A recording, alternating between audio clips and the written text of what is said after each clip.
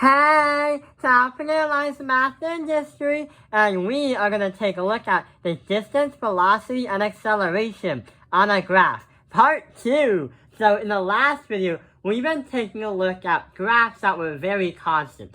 Usually your distance was constant, your velocity was constant, and your acceleration was constant in terms of a straight line. But what happens if I showed you graphs that are actually curved? For example, we're going to be using the worksheet from my school because having 16 graphs, 12 to 16 graphs, is going to waste a lot of paper, which we don't want to do.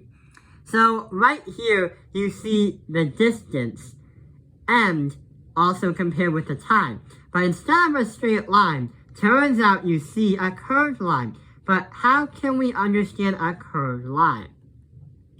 Well, if it's curved, we understand that the velocity always has to be changing.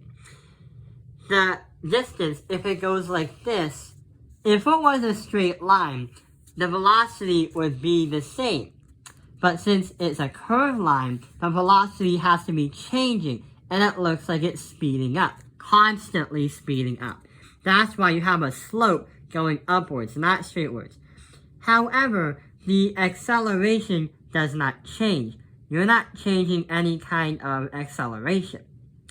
So what we're going to do is, since we learned about this piece, and that piece, and that piece, we're going to actually make some kind of picture to help us remember what it is. So in that case scenario, looks like the D had a curve that looks like this. So we're going to put a curve that looks like this. And we said that your D was positive from the origin. The velocity is also going to be positive. And your acceleration is going to be constant at the positive quadrant. That is saying it's above the 0 or the x-axis. It's above in the positive quadrant. When we say velocity is positive, what we're going to do is write and draw a line from here to there. Let's take a look at the next one. So the next one is gonna be right over here. Yes, it's another curve. And yes, your distance is also increasing from the origin, but at a different rate. Let's see what happens. But instead of going up like the last one, the velocity is a negative slope. Huh? How are we gonna understand that? Well, if you notice, if you ever rode on a roller coaster, before you actually ride the rails and have fun and go, woo, woo, the roller coaster has to climb up and stop right here. But then it goes back down here to speed up. The object is going to have a fast speed, but then it's going to slow down when it reaches the top. That's why the velocity is decreasing, because the object is actually slowing down. The acceleration does change.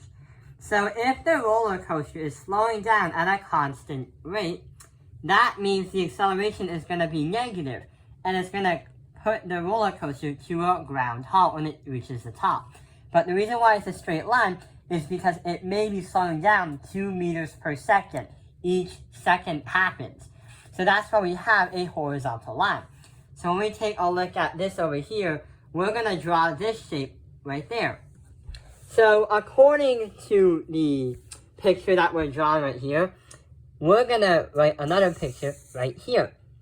And we're going to say that our D is going to be positive, but our V is going to be negative, our velocity.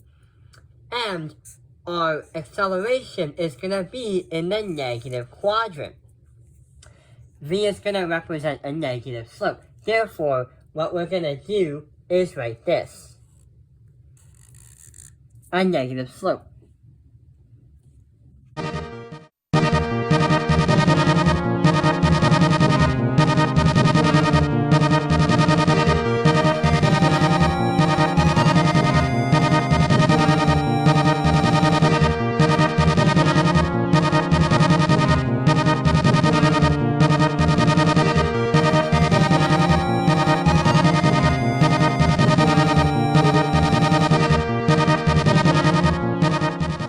why we're learning about this is sometimes things don't always change like you would have, or the way you would see things.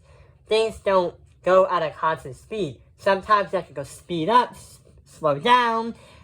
So that's why we have curves, because it's not like I'm gonna run this 1 mile race and speed up at a constant speed. No way, I'm gonna sprint it hard the last lap. So that's probably why we're gonna learn about this. Let's take a look at the third one. So the third one is gonna look a little bit different than the last two. The last two talk about going up, but when do we ever talk about going down the picture? So your distance is gonna go back down.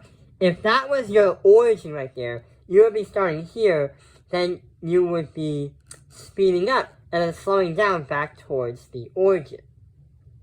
And that explains the velocity. When you speed up, because that's a steeper slope, or should I say a steeper curved line, your velocity is going to increase until you get to that origin. But the problem is, your acceleration is going to be a straight line in the positive quadrant, because you are slowing down, or actually you're speeding up in a constant speed, like 2 meters per second.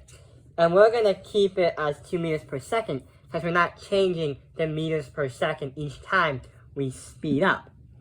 So in that case scenario, we are going to put that picture on this picture right here. Ever knows what we're trying to draw? Type in the comments below what you think you're going to draw, and then we'll see what happens, because there's a special surprise. So if your d is going to be negative, heading back towards your origin, your distance, your velocity is actually going to speed up. However, your acceleration, meters per second, is going to be in the positive quadrant. And since we have a positive velocity, we're going to draw a line from here to there, representing it. We're going to make some kind of picture, but we're not done yet. We need one more piece to the puzzle. So this picture also has a curve that wants to go down, which means that you're going from here back to your origin. But the issue is, looks like that even though it's going down, just like that roller coaster from the last one when you're slowing down, if you're here, you actually speed up. But the velocity is going to say you're going a negative velocity. But a negative velocity doesn't really mean that you're actually slowing down. What it really means is, if that's the origin, your velocity is going to increase if you go that direction. No matter what direction you are, positive or negative, the whole positive negative thing is supposed to understand direction, not saying you can't go backwards, forwards, blah, blah, blah. So what it's saying is, if you have a roller coaster up here, and you speed up as you go down there, or you roll a ball down the hill, which probably won't happen, it's going to speed up. But when you say a negative velocity, it doesn't mean we slow down. We actually speed up too! So our acceleration is going to be negative, because technically having a negative acceleration, the correction from the last ones that we said, a negative acceleration doesn't necessarily mean we're actually slowing down. The bigger the number, the bigger the speed of something, or the faster the speed of something, not in a certain direction. So that's when we have a negative as an acceleration, because it's basing it from here. It's basing it from the origin right there. Then we're going faster, down, so that's going to explain it. So what we're going to do is cover up the picture. And what we're going to say is, if our displacement or distance is negative, our velocity is going to be negative, referring to the origin.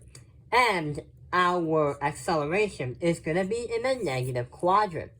So this subject is very confusing because it doesn't make common sense. But once you learn and educate yourself on it, it makes more logical sense. So when we say negative velocity, we're going to cover the thing up, the circle, and make a line right there, talking about a negative velocity. So, looks like we have our picture right here. Ta-da! So, what we have here is 4 ways to describe. If you have curved scenarios for your displacement or your distance, then you can determine your velocity and your acceleration. If you know your distance or displacement can bring you information to your velocity. Your velocity can bring information to your acceleration, but your acceleration cannot give you your distance, because the acceleration is these two correspond and these two correspond. So you have no idea which are the scenarios that you actually have, which is going to be very, very confusing. And sure enough, your teacher on that test will not give you that kind of question. If you notice right here, we have a positive, negative, negative, negative, positive, positive, negative, negative, negative, and a positive, positive, and a positive. So what we can understand and what we can do is, if you have your next physics exam or your physics test, use this chart so you know which you can tell off and get the exact calculations and the exact problems and scenarios. If you notice something very, very cool, if you take a look at your V's, this V right here is going to be the same as that V, which is on the top. If you take a look at this V on the bottom, and this V, it's going to be the same on the bottom, the same lines, top, bottom. If you take a look at your distance, however, your distance is going to be a little bit different. Your operator for distance is going to be the same as the one right across from it, like this. And if this is a negative, then the other one on the top has to be a negative, just for an analyzation. I know it's getting messy, but we're trying to kind of create some kind of rule of thumb to help us understand it. And the last thing is, if your acceleration is negative here, and your acceleration is negative there, they are on the top. Your acceleration is positive, and your acceleration is positive, they're on the bottom. Operators that are the same sign will usually be on the same line. Operators in the different signs are going to be across from each other from different lines. So that explains how we make up this circle picture, or the circle theory. And that is also how we understand these lines, which are curved and not straight.